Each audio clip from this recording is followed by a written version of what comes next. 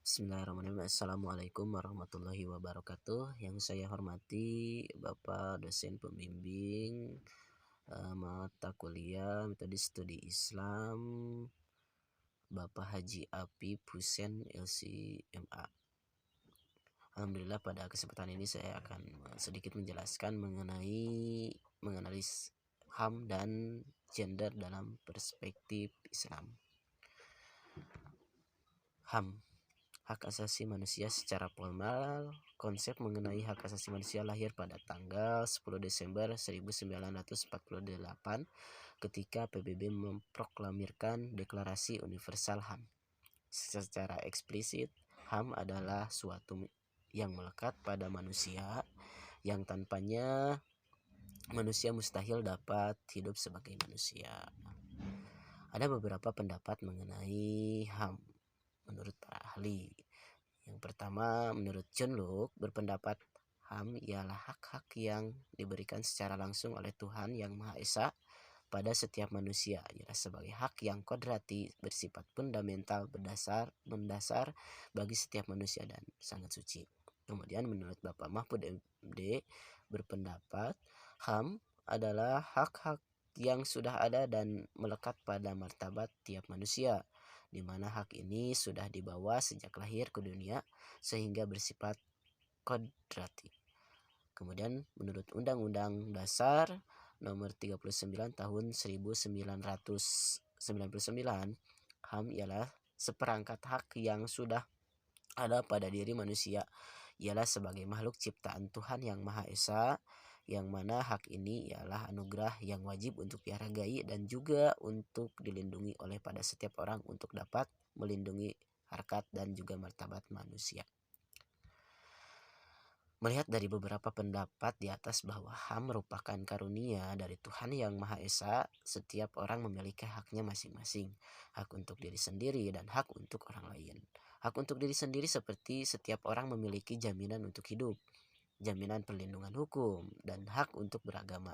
Setiap orang berhak memiliki atau menentukan agama yang dianutnya. Tidak ada paksaan, seperti hanya kita seorang muslim tidak boleh memaksa orang lain untuk masuk agama kita. Untukmu agamamu dan untukku agamaku. Nabi tidak menyuruh kita untuk memaksa seorang untuk masuk agama Islam, tapi Nabi hanya berdakwah menyampaikan kebenaran. Kemudian pembahasan yang kedua mengenai gender dalam perspektif agama Islam. Allah Subhanahu wa taala berfirman dalam surat Al-Hujurat ayat ke-13. A'udzu billahi minasyaitonir rajim. Bismillahirrahmanirrahim.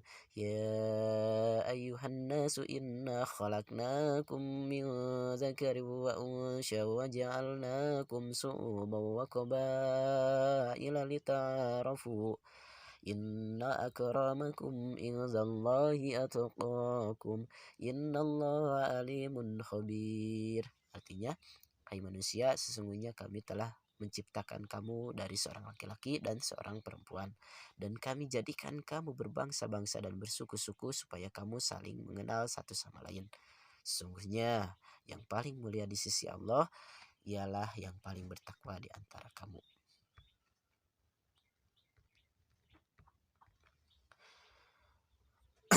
Ayat ini berlaku umum untuk seluruh umat manusia. Kata dari seorang laki-laki dan perempuan ditafsirkan sebagai Adam dan Hawa. Ini menunjukkan bahwa umat manusia yang banyak dan tersebar di berbagai belahan bumi ini berasal dari ayah dan ibu yang sama. Tampak dari keterangan di atas bahwa pada dasarnya seluruh umat manusia itu sama. Kemudian dari keturunan yang sama itu berkembang menjadi keluarga, komunitas, masyarakat, dan dalam bentuk yang lebih besar bergabung dalam berbangsa dan bernegara. Allah tidak membeda-bedakan manusia dari gender apa, golongan apa, suku apa, namun Allah melihat mereka dari hati. Diriwayatkan dari Abu Malik Al-Ansari bahwa Rasulullah SAW bersabda, sesungguhnya Allah tidak memandang kepada pangkat-pangkatmu, tidak memandang pada nasab-nasabmu, tidak pada bentuk rupamu, dan tidak pula memandang pada hartamu, melainkan yang Allah pandang adalah hatimu. Islam sebagai agama yang rahmatan lil alamin mengajarkan pada umatnya untuk saling mengenal, bersilaturahmi dengan sesama, baik menjalin hubungan dengan sesama muslim maupun dengan non muslim. Hubungan yang terjalin tersebut baik antara sesama laki-laki dan sama perempuan, hubungan antara laki-laki dan hubungan antara perempuan. Di dalam ajaran Islam, laki-laki dan perempuan memiliki porsi masing-masing sesuai dengan fitrahnya. Selama antara laki-laki dan perempuan tetap menjaga fitrah tersebut, pada keduanya terdapat kesempatan yang sama dan menjalin kehidupan baik dalam bidang pendidikan, sosial, masyarakat, politik, seni, dan sebagainya. Berbicara tentang bentuk hubungan yang terjadi antara laki-laki dan perempuan di masa lalu dan masa berkembang di masa sekarang ini, terdapat dua aliran berpendapat yang hidup di tengah lingkungan masyarakat muslim, yaitu yang pertama, di mana posisi kaum laki-laki berada di atas kaum perempuan, adalah makhluk kelas 2 setelah laki-laki yang diciptakan oleh Tuhan. Sebab penciptaan perempuan pertama, Hawa, berawal dari tulang rusuk laki-laki, yaitu Nabi Adam alaihissalam. Sehingga pada aliran ini merupakan subordinat perempuan pada posisi inferior dan laki-laki superior. Kemudian pendapat yang kedua, posisi laki-laki dan perempuan adalah sama dan setara. Perempuan memiliki kesempatan yang sama dengan kesempatan yang dimiliki oleh kaum laki-laki.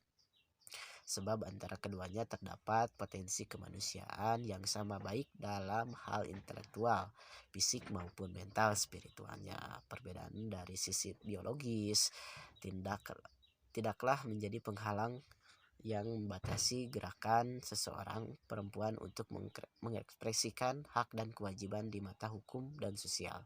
Berdasarkan hal ini, perempuan dan laki-laki memiliki hak yang sama dalam menjalankan kehidupan mereka baik dalam ranah pribadi maupun publik. Mungkin itu yang bisa saya sampaikan. Terima kasih. Mohon maaf bila ada kata-kata yang kurang berkenan atau kurang di hati semua. Terima kasih. Wassalamualaikum warahmatullahi wabarakatuh.